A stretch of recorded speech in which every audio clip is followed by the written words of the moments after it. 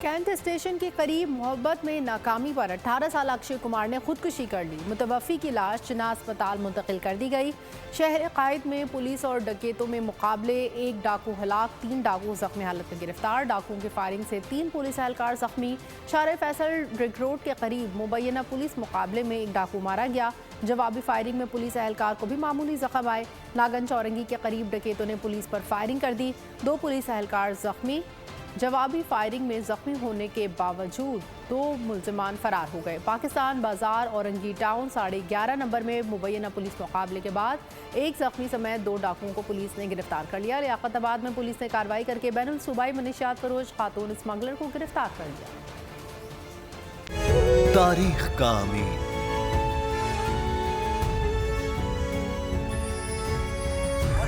आजादी की अलामत,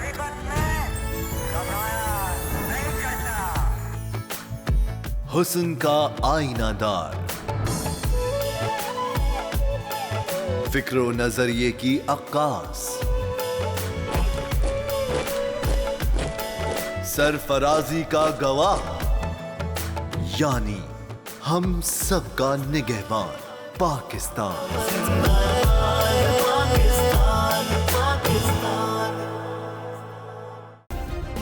सब्सक्राइब करें और बेल दबाएं ताकि कोई खबर रह न जाए।